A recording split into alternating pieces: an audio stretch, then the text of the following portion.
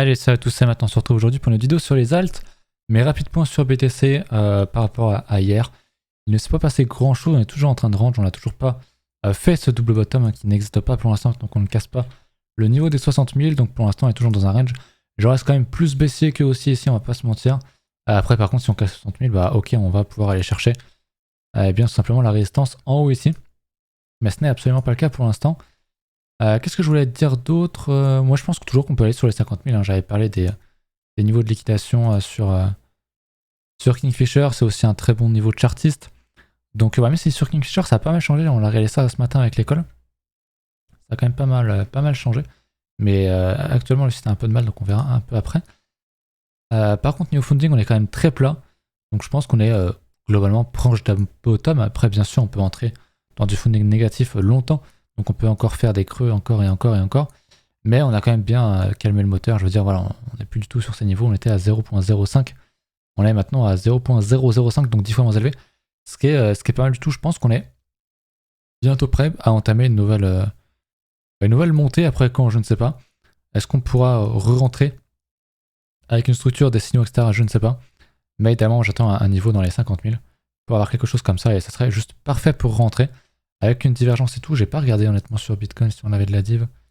En daily, il n'y en a pas. Après, en H4, je sais qu'il y en a une qui est en cours de création. Mais j'aime pas franchement parce que c'est que juste sur de la mèche. Donc honnêtement, pour moi, il n'y a rien. Et si on passe à côté, bah ma foi, c'est pas très grave. Et du coup, voilà. Niveau liquidation théorique, on est quand même pas mal. Il y en a quand même pas mal à gauche, mais il y en a quand même quelques-unes très proches au nord. C'est ce qui m'inquiète, c'est qu'on pourrait venir rechercher les 58 000 ici. Pour venir rechercher beaucoup plus bas derrière. Parce qu'après ça, il n'y a pas grand-chose honnêtement. Donc 58 000 en H4, ça nous fait revenir, retester un petit peu la résistance ici. Revenir ici. Donc je veux dire pourquoi pas, c'est vraiment des niveaux très clos. Donc honnêtement, on reste quand même sur quelque chose de très neutre pour moi. Je peux pas dire que je suis haussier ici, je peux pas dire que je suis baissier, mais si j'avais un couteau sur la gorge, je dirais qu'on irait quand même plutôt chercher les 53K et quelques. Voire un peu en dessous.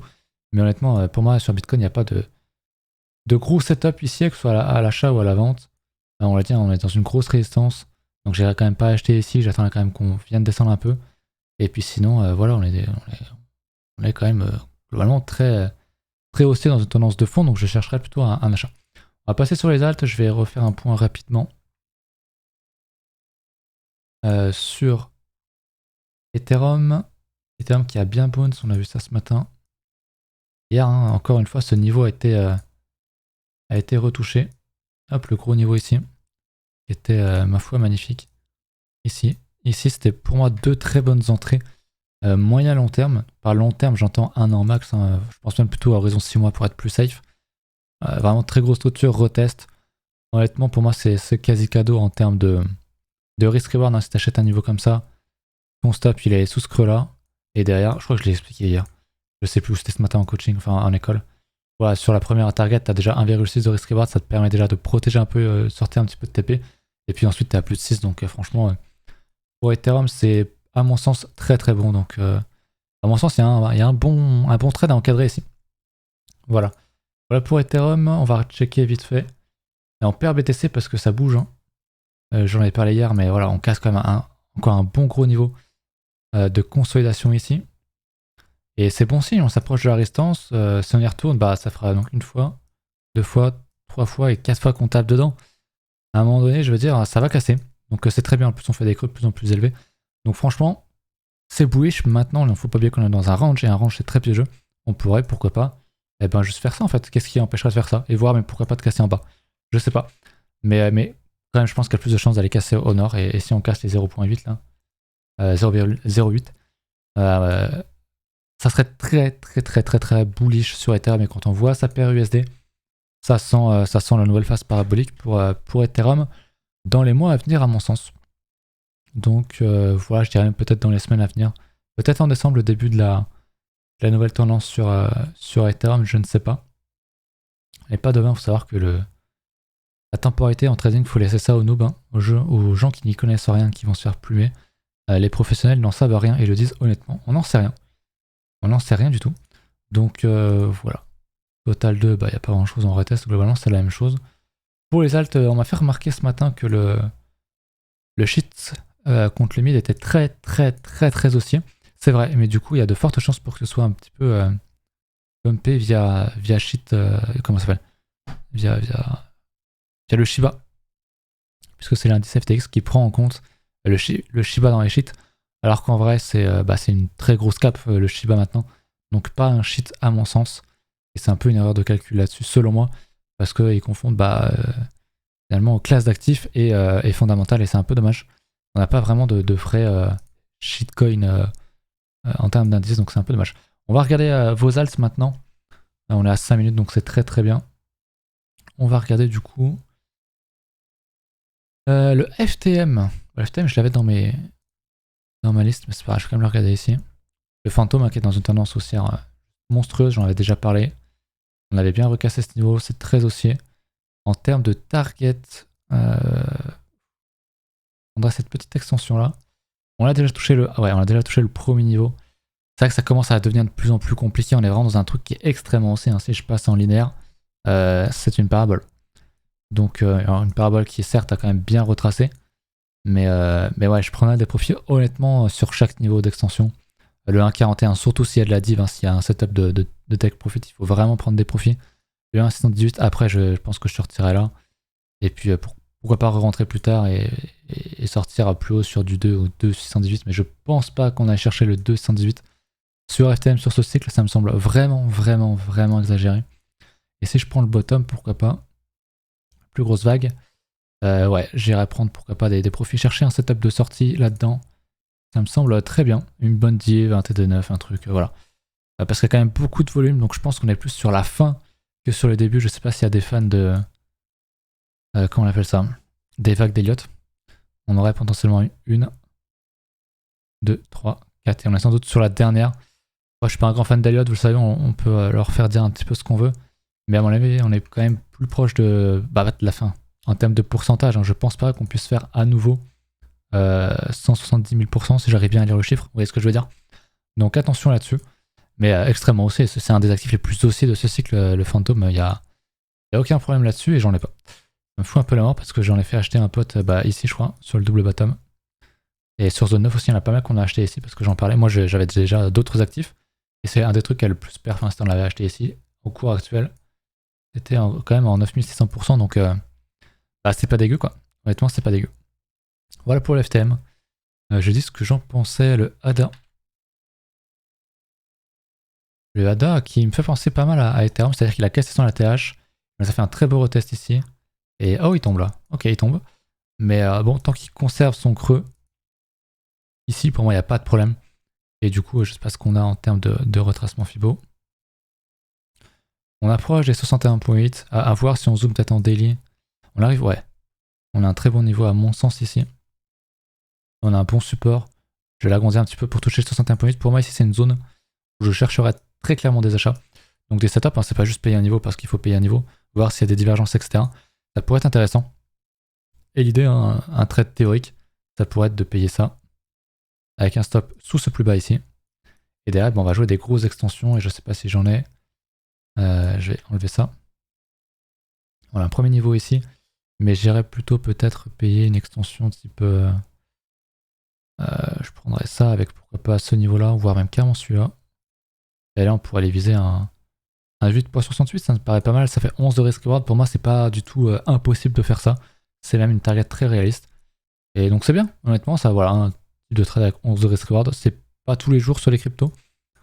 Surtout sur un major, donc très bien. ADA, franchement, pour moi, on est plus sur des niveaux d'entrée avec un stop. Hein, attention, je dis pas ADA, ça va moon absolument. On en sait, on pose juste des stats et on se met du bon côté des choses et on se protège. Pardon. On se protège avec un stop théorique avec sous ce plus bas là. Si on casse ça, honnêtement, la tendance sera remise en cause. Mais je pense pas que ce soit le cas parce que on est prêt de casser des gros niveaux sur ETH BTC. Sur la dominance, j'en ai pas reparlé aujourd'hui, mais voilà, vous savez qu'on est très proche de la casser. C'est gros niveau, donc c'est très bien. Et je crois que c'était ERN ensuite, Eternity Chain, qui est un peu plus récent, mais en daily, on avait une belle structure ici, j'en avais parlé, un beau retest. Là, pour moi, on est encore sur des niveaux qui sont achetables. Si voilà, on a un gros niveau ici. Hop, si ça casse, voilà, c'est un gros niveau. Hein. On voit que c'était un ancien support, résistance, résistance, résistance, résistance qu'on a fait côte. On retape résistance. Pour moi, si on a un truc ici, bah, je vais même le passer d'ailleurs. Hein. Je passe ça. Je passe un achat, mettons ici, avec un stop ici. À condition qu'on ne vienne pas chercher le stop avant, bien sûr. Sinon, bah, on cherchera une autre entrée. Mais typiquement, un truc comme ça, avec pourquoi pas une petite extension. Le top, c'était pas du tout en 2017, donc on va prendre un gros retracement. Plutôt une extension, venir chercher ça, bah voilà, ça fait déjà 2,7 de risk reward. Ne serait-ce que pour sauver votre trade, pour sortir ce que vous avez posé de base, ça peut être très très bien. Puis après, vous ridez les. Voilà, un 618 sur ce genre de truc. Une petite extension comme ça, je pense qu'on pourrait aller chercher un jour les deux 618 sans aucun problème. Donc ça nous fait du 67 de risk reward. Ce qui est pas mal, mais c'est pas un major, donc pourquoi pas honnêtement. Après, j'irai peut-être pas chercher, j'irai pas me dire, ok, je vais tout lâcher là-dessus, on va forcément aller là-dessus. Non. Mais en dernière target, ça peut être pas mal. Mais un 2 de risk reward, c'est souvent très bien aussi sur ce genre de structure. Donc bah écoutez, pourquoi pas. Tout simplement, pourquoi pas. J'aime bien quand même. On a le dodo. Le dodo qui dort un peu en ce moment. Je sais que vous appréciez ces petites vannes. Donc je le fais. Le dodo, je vais essayer de retracer mes trucs un peu plus proprement. Compliqué, hein. Tracer une zone comme ça, un peu à l'arrache. Mais gros support, grosse résistance au-dessus. On a un bon truc. Oula, pas le bon outil. Je voulais ça. En gros, on est dans ces deux bornes là. Pour moi, si on casse en haut, on peut reprendre, on peut rejouer la tendance de fond qui est haussière. Donc pourquoi pas. Et puis en revoir, pourquoi pas du coup. Pour des targets un peu plus lointaines, sur peut-être du fin de cycle. Pourquoi pas aller chercher le 1,272, 1,618. C'est des niveaux que j'aime bien. Et théoriquement, si on faisait ça, on achète, admettons, la cassure ici, avec un stop ici ou ici. Mais je vais la mettre ici pour faire un truc un peu plus réaliste et un peu plus safe. Si on va chercher le 1,272, ça nous fait quasi 10 de risk reward. Ce qui est très très bon sur une première sécurisation. Honnêtement, il y a de quoi sécuriser peut-être avant sur... ici, ça fait un peu short. Hein, sur la première résistance. Donc ouais, pourquoi pas sur le niveau d'ATH, il y a déjà 2 de risk reward. Donc honnêtement, c'est pas mal du tout. On a 9,2 de risk reward sur le dodo. C'est plutôt très bien. Franchement, on est sur des points clés selon moi sur les alts. Bien sûr, il faut attendre les confirmations. Je le dis toujours. Mais c'est quand même très intéressant. On avait le ASD qui est donc Ascendex, anciennement Bitmax, je crois. Je crois que c'est ça, si je ne me trompe pas. Je vais retracer mon extension. Hop, qui pour moi pourrait être une target de fin de cycle aussi. Ou une première grosse target. Si on a un gros mouvement sur les alts. Mais là c'est quand même beaucoup plus compliqué. On voit que le truc est quand même beaucoup moins... comment dire, beaucoup moins liquide. On a une structure ici qu'on a pas retestée mais qu'on a bien enfoncé. Pour moi, si quelqu'un a acheté ici, il doit avoir son stop là.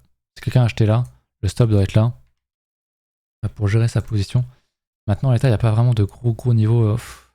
Idéalement, il faudrait qu'on repasse au-dessus de ce niveau. Hein. On a une petite résistance là, on voit. Si on repasse au-dessus de ça, pourquoi pas racheter avec un stop en dessous pour un swing, ça peut être très bien. Et puis là, c'est très volatile, on peut aller chercher assez facilement du coup des targets. Hop. Ah oui, du coup, le 0 est très loin. On va taper ça à la main. Le risque. Le stop. Ah oui, pourquoi est-ce qu'il se met à... Je sais pas combien là, si je le mets à 0.3. Non. Pardon. 0.3. Je suis gouré. 0.3. Voilà. Un truc un peu plus correct. Si je le mets là. Voilà. On va chercher simplement rien. Ah bah. De base, il était déjà sur la résistance ici. Ça fait déjà 2,5 pour sécuriser le trade, c'est pas mal. Et puis après, voilà. Sur les targets finales, pourquoi pas aller chercher des 50 de risk reward. Attention, par contre, c'est très volatile. Donc, quand même compliqué. On a fait une bonne structure ici, un bon double bottom. Donc, on cherche à rentrer à la hausse là-dessus. Et à jouer, à prendre des profits petit à petit, jusqu'à pourquoi pas ici. Et pour moi, ça se ride très bien, ce genre de truc. Donc, j'aime beaucoup ce qui est proposé ici par le ASD. On avait également le UOB token. Les tokens d'exchange, on le vend en ce moment. Là, c'est pareil. Je vois déjà un très gros niveau qui a pété ici. J'aime beaucoup. On l'a pas retesté à pas grand chose près. Ça aurait été un niveau vraiment exceptionnel à repayer ici. En termes de structure, ici, c'est quand même pas incroyable. Hein. Ce qui veut pas dire que ça va pas monter, que c'est baissier. C'est juste que pour se placer, bah, c'est compliqué si on fait un truc comme ça. À la limite, je dirais pourquoi pas. mais pour rentrer sur la cassure. Mais là, honnêtement, je suis pas ultra fan. Je suis pas ultra fan, dommage, parce que j'aime beaucoup ce gros niveau KPT là. Ça, c'était incroyable à payer, avec du gros volume en plus. Mais là, maintenant, tout de suite, bah, pour faire du DCA, pourquoi pas acheter ici. Si on revient chercher ce support, pourquoi pas. Mais pour un setup là, maintenant, tout de suite, il n'y en a juste pas, et je pense qu'il n'y en aura pas avant un petit moment.